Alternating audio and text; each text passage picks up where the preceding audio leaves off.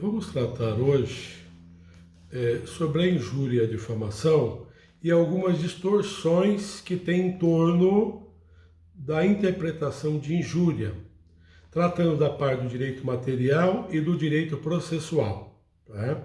Então, inicialmente, uma descrição legal da injúria, ou descrição legal de injúria, do crime de injúria. A lei não traz a descrição legal do crime de injúria.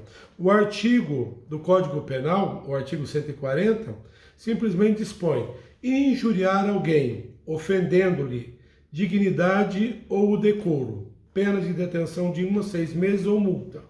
Então, não tem a descrição. A doutrina interpreta esse decoro e dignidade. Então, é o chamado que honra subjetiva. A pessoa se sente ofendida. Não é? A honra dignidade, atributos morais. Honra decoro, atributos físicos e intelectuais. Então, veja bem essa situação. O Damásio, então, evangelista de Jesus, ele traz essa ideia, então, de dignidade e decoro e da tal honra subjetiva, que comporta os dois. É o sentimento próprio, então, de respeito aos atributos físicos, morais e intelectuais de cada um. Então, parte de uma interpretação pessoal desse decoro e dessa dignidade. Se a vítima é chamada de analfabeto, por exemplo, a ofensa honra decoro. Se ele é chamado de cafajeste, ofensa honra dignidade. Agora, se o caso atribui a desonestidade, nós temos o que aqui? Ofensa à honra dignidade. Os insultos pessoais, a desonestidade. A desonestidade não precisa de palavra, como quer muitas vezes o Ministério Público, certo? Então, o Ministério Público algumas vezes diz lá, não há uso de palavra desonesto, não, depende do contexto, certo? E o contexto induz isso daí, a injúria. Então, as afirmações determinadas ou indeterminadas, certo? Há a preocupação aí com a honra subjetiva, certo? Fica parecendo com aquela história do rei. Quem falar que meu cavalo morreu, morre também. Aí contrataram lá uma pessoa para ir lá falar, matou. O segundo, matou. No terceiro, ele pensou bem e falou o quê? Se eu falar para o rei que o cavalo morreu, logo serei morto. Ele começou a descrever a situação. Majestade, o seu cavalo não anda mais, o seu cavalo não pula mais, não pode se montar em seu cavalo, enfim, seu cavalo não respira mais. O rei falou, ele morreu? Falou, viu? Foi você que falou que ele morreu. Essa situação parece absurda, mas é essa a interpretação que o Ministério Público, ou parte do Ministério Público, pelos pareceres que a gente tem acompanhado, estão levando a crer que precisará do uso de uma palavra para chamar a pessoa de desonesta. E não é bem assim, certo? Se a pessoa vai lá e ofende, por exemplo, uma gerência de uma loja, o gerente está determinado, a loja só tem um gerente, certo? Então, aquele gerente vai ser a pessoa ofendida. E outra coisa, é o gerente que está atendendo eles no pós-venda. A pessoa está determinada. Como que não? E as pessoas conhecem ele daquela loja como gerente. Tá? Preciso.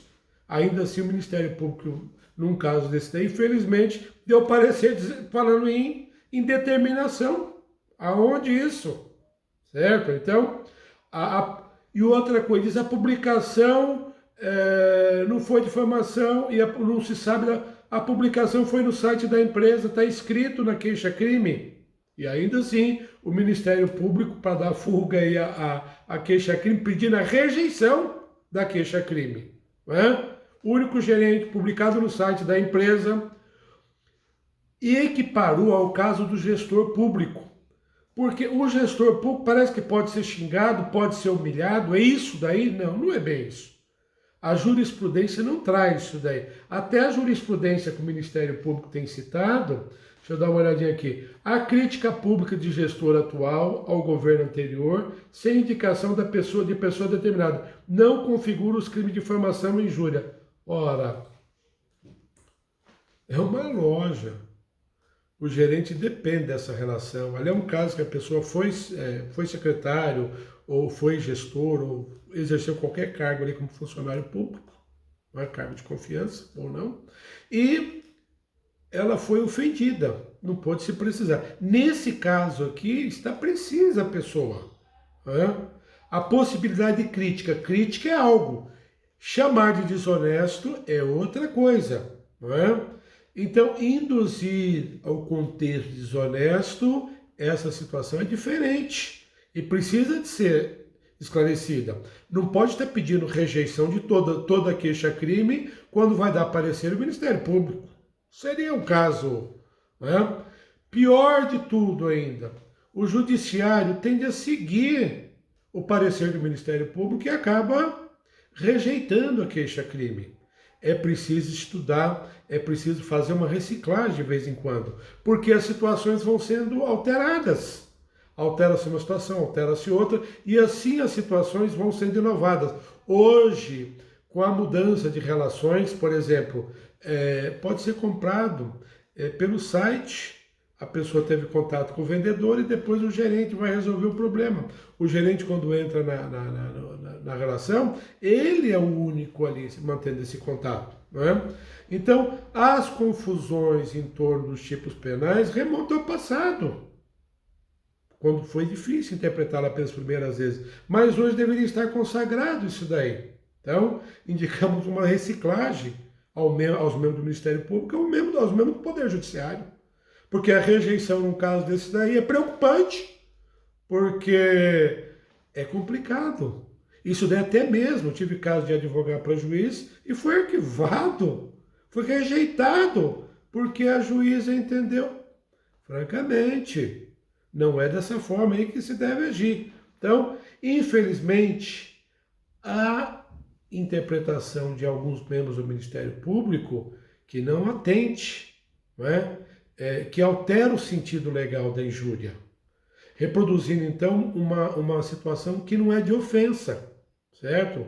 Agora, quando fala o promotor, não é? Ou uma situação, né? O cachorro do promotor, se só tem aquele promotor, certo? Só tem aquele promotor, o que ele vai deduzir na comarca? Que seja ele. Só que vai lá para a vítima, o agressor diz o seguinte: eu estava me referindo ao seu cachorro, excelência, e não à vossa pessoa. Olha aí, ó, viu a situação? Então, parecia existir agressão. É o cachorro do promotor, só que não tem agressão aí porque ele está se referindo ao animal, certo? Não está atribuindo qualidade negativa a esse promotor, não atribuiu. Então, seguindo essa tendência aí, vamos falar um pouquinho sobre a rejeição da queixa-crime.